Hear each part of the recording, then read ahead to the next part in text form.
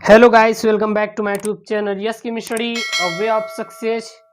मैं हूं आपका एजुकेटर शिवम मिश्रा और यहां पे आज से हम लोग शुरू करने वाले हैं क्लास 10th साइंस का जो चैप्टर 6 है। जी हां, क्लास 10th साइंस चैप्टर 6 आपके कक्षा 10वीं का विज्ञान का अध्याय 6 हमारा है। जैव विज्ञान में जो पहला चैप्टर है जैव प्रक्रम, यानी कि क्लास 10th बायोलॉजी का पहला लेसन और क्लास टेंथ साइंस का चैप्टर 6 है हमारा जैव प्रक्रम, लाइफ प्रोसेस इसको कहा जाता है। ठीक ना, तो जैव प्रक्रम हमारा लाइफ प्रोसेस यानी कक्षा 10वीं का बायोलॉजी का, साइंस में बायोलॉजी का चैप्टर नंबर 1 है लाइफ प्रोसेस।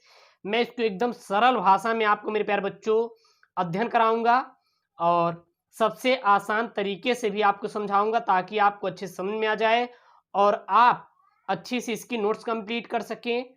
और आपको नोट्स चाहिए तो आपको मिल जाएगी इसकी नोट्स फ्री में। ठीक है, तो जैव प्रक्रम, लाइफ प्रोसेस, जैव प्रक्रम होती क्या है? तो वे प्रक्रियाएं जो जीव को जीवित बनाए रखने में सक्षम होती हैं उसे जैव प्रक्रम कहते हैं। तो जैव प्रक्रम क्या कहते हैं? वे प्रक्रियाएं जो जीवित जीव को बनाए रखने में सक्षम होती हैं उसे हम लोग क्या कहते हैं मेरे प्यारे बच्चों? तो उसे कहते हैं जैव प्रक्रम कहा जाता है। तो यहाँ पे जैव प्रक्रम में क्या लिखेंगे? वे प्रक्रियाएं जो जीव को जीवित बनाए रखने में सक्षम होती हैं उसे जैव प्रक्रम कहते हैं। उसको क्या कहा जाता है मेरे प्यारे बच्चों? तो उसे कहा जाता है जैव प्रक्रम। जैव प्रक्रम हमारा क्या होता है? वे प्रक्रियाएं जो जीव को जीवित बनाए रखने के लिए सक्षम होती हैं उसे जैव प्रक्रम कहा जाता है। जैसे हमारा क्या क्या आता है? जैसे आपका पोषण, श्वसन, उत्सर्जन और परिवहन इत्यादि। जैसे पोषण, श्वसन, उत्सर्जन, परिवहन इत्यादि जितने भी होती हैं ये सब हमारी जैव प्रक्रम के अंतर्गत आती हैं। ठीक ना, और जैव प्रक्रम में क्या होता है? जैव प्रक्रम में या फिर जैव प्रक्रम को ही उपापचय या फिर जैविक या जीवन प्रक्रिया भी कहते हैं। तो इसे क्या लिखेंगे? जैव प्रक्रम को ही उपापचयी या जैविक या जीवन प्रक्रियाएं भी कहते हैं। तो जैव प्रक्रम को क्या क्या कहा जाता है? उपापचय या फिर जैविक जीवन प्रक्रिया भी इसे ही कहा जाता है। ठीक है ना, और यहाँ पर उपापचय क्रिया की बात करेंगे तो उपापचय क्रिया हमारी दो प्रकार की होती है, यानी जैव प्रक्रम लाइफ प्रोसेस जो होता है हमारा दो प्रकार का होता है, क्योंकि इसे उपापचय क्रिया कहते हैं या फिर आप जैव प्रक्रम कहते हैं। तो अगर यहाँ पे देखा जाए तो जो हमारी उपापचय क्रिया होती है यह हमारी दो प्रकार की होती है। ठीक है ना, तो यहाँ पे क्या लिखेंगे? उपापचयी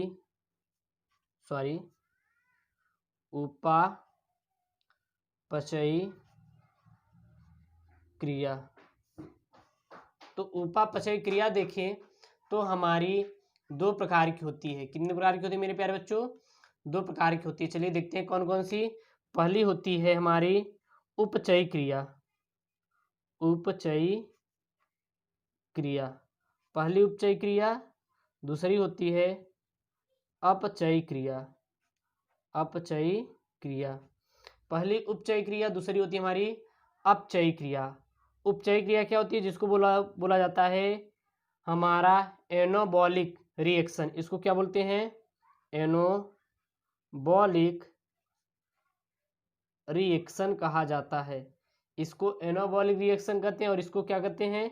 इसको कहा जाता है कैटाबॉलिक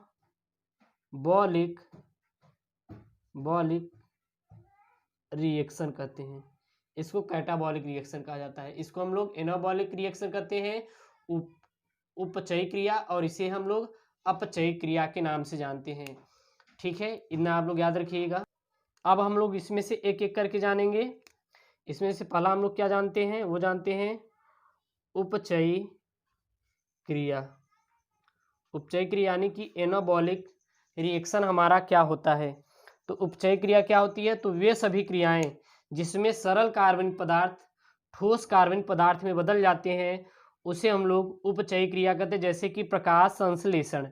ठीक है, याद रखिएगा। इसमें क्या लिखेंगे हम लोग कि वे सभी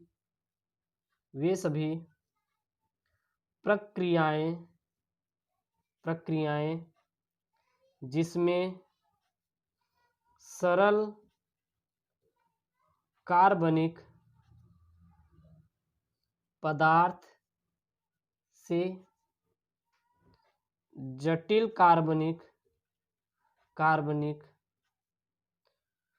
पदार्थ में बदल जाते हैं उसे उपचयी क्रिया कहते हैं। उसे कौन सी क्रिया कहा जाता है मेरे प्यारे बच्चों, तो उसे हम लोग उपचयी क्रिया के नाम से जानते हैं। जैसे हमारा क्या होता है, जैसे आपका होता है जो पौधे होते प्रकाश संश्लेषण की उपस्थिति में भोजन बनाते हैं, वो हमारी क्या होती है, उपचयी क्रिया के अंतर्गत ही आती है। जैसे क्या लिखेंगे, प्रकाश संश्लेषण की उपस्थिति में जो अपना भोजन बनाते हैं वो लोग हमारे सभी किस में आती हैं, उपचयी क्रिया के ही अंतर्गत आती हैं। दूसरी क्या आती है, वो आती है हमारा अपचयी क्रिया। तो दूसरी क्या आती है हमारी, दूसरी आती है आपकी अपचयी क्रिया। ये हमारी अपचयी क्रिया क्या होती है, वे सभी क्रियाएं जिसमें जटिल कार्बनिक पदार्थ से सरल कार्बनिक पदार्थों में बदल जाते हैं उसे हम लोग अपचयी क्रिया कहते हैं। जैसे कि श्वसन और पाचन। ठीक है ना, लिखेंगे वे सभी प्रक्रियाएं जिसमें जटिल कार्बनिक पदार्थ से सरल कार्बनिक पदार्थ में बदल जाते हैं उसे उपचयी क्रिया कहते हैं। उसे कौन सी क्रिया कहा जाता है, उसे मेरे प्यारे बच्चों कहा जाता है उपचयी क्रिया का नाम दिए हैं। जैसे हमारा क्या आता है, जैसे मेरे प्यारे बच्चों आता है आपका श्वसन और क्या हमारा आता है पाचन इत्यादि। जितने भी क्रिया होती हैं ये सब हमारी अपचयी क्रिया होती हैं। अगला मेरे प्यारे बच्चों आता है पोषण यानी कि न्यूट्रिशन। न्यूट्रिशन क्या होता है, तो न्यूट्रिशन हमारा पोषण क्या होता है, तो जितने भी जीवधारी होती हैं वो जीवित अवस्था बनाए रखने के लिए भोजन की आवश्यकता होती है। जितने भी जीवधारी होते हैं उनको अगर जीवित अवस्था बनाए रखना है तो उनको किसकी आवश्यकता होगी, भोजन की आवश्यकता होती है। और भोजन के विभिन्न घटक जो कि हमारे ऊर्जा प्रदान करते हैं, वो चाहे हमारी वृद्धि हेतु प्रदान करे या फिर उपापचय के नियमन में या फिर रख रखाव होती, जितने भी पदार्थ होते हैं ये सब हमारे पोषक पदार्थ कहलाते, ठीक ना। और कुछ हमारे पोषक पदार्थ कार्बनिक प्रकृति के, तो कुछ हमारे पोषक पदार्थ क्या होते हैं, अकार्बनिक प्रकृति के होते हैं। ठीक है, और चलिए हम लोग क्या इसको लिख लेते हैं कि जीव द्वारा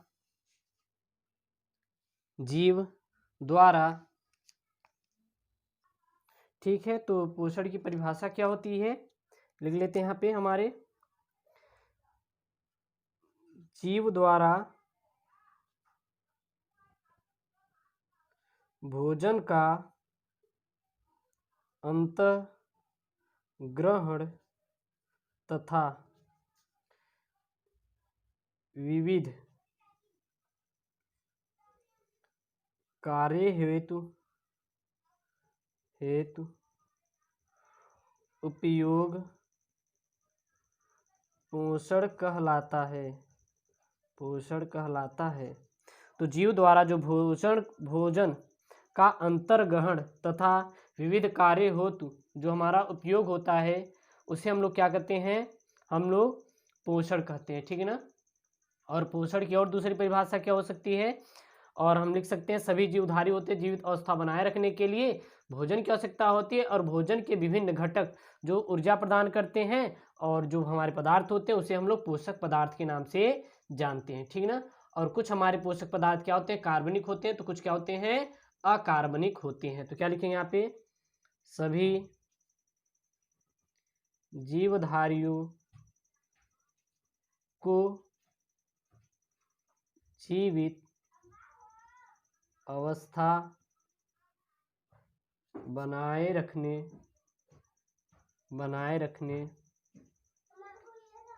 के लिए भोजन की आवश्यकता होती है, भोजन की आवश्यकता होती है। और भोजन के विभिन्न घटक और भोजन के विभिन्न घटक जो ऊर्जा प्रदान करते हैं, जो ऊर्जा प्रदान करते हैं, और वो करते हैं किसके लिए, वृद्धि हेतु या किसके लिए, उपापचय के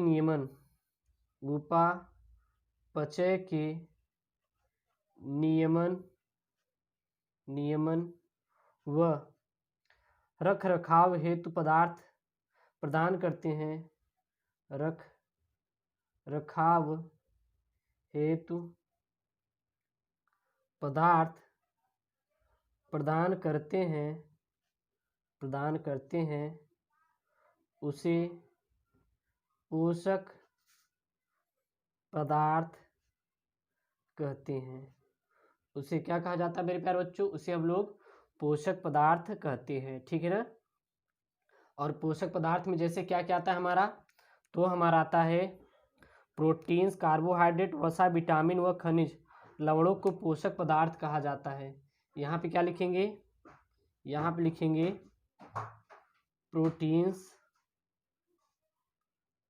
कार्बोहाइड्रेट्स, वसा, विटामिन व खनिज लवणों को पोषण पदार्थ कहते हैं।